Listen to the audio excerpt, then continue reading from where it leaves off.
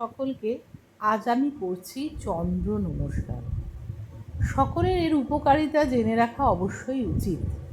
সূর্য নমস্কারের বিপরীত হচ্ছে চন্দ্র নমস্কার। চন্দ্র বা চাঁদ হচ্ছে উজ্জ্বল অথচ কোমল, অথচ ধীর, শান্ত প্রকৃতির।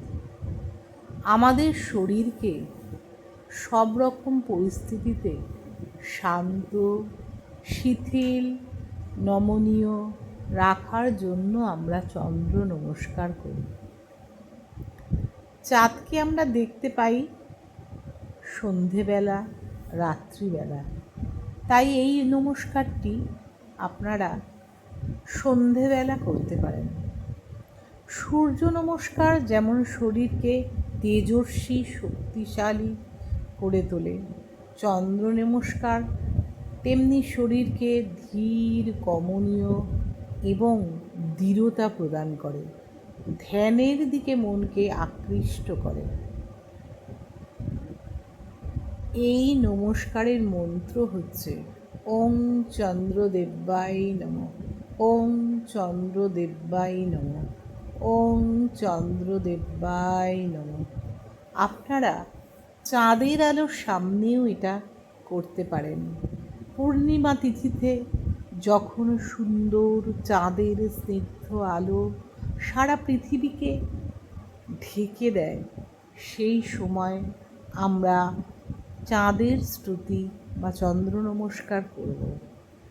শরীরের বিভিন্ন ভঙ্গিমা দিয়ে আমরা চাঁদকে আহ্বান করব। আমাদের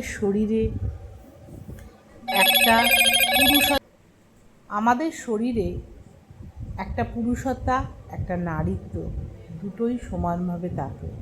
তাই এই সময় আমাদের ব্যালেন্স রাখাটা খুব দরকার।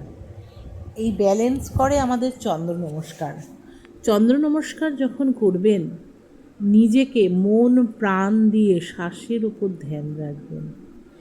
শরীরকে যতটা পারবেন মুভমেন্ট করবেন। প্রথমে একটু অসুবিধা হলেও দু একবার অভ্যাস করার পর আপনি নিজেই করতে পারবেন।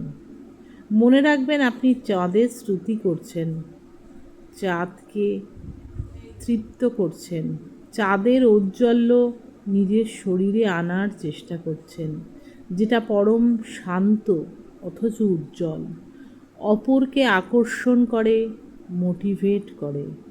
চন্দ্র নমস্কার অবশ্যই আপনি করবেন দীর্ঘ অভ্যাসের ফলে। সূর্য নমস্কার যদি সকালে করেন, চন্দ্র নমস্কার সন্ধেবেলা করুন। প্রথম একবার দুবার করার পর তারপরে বেশিবার করবার চেষ্টা করবেন। সবাই মিলে করলে খুবই ভালো হয়। সঙ্গে মন্ত্রটা কিন্তু অবশ্যই পাঠ করবেন।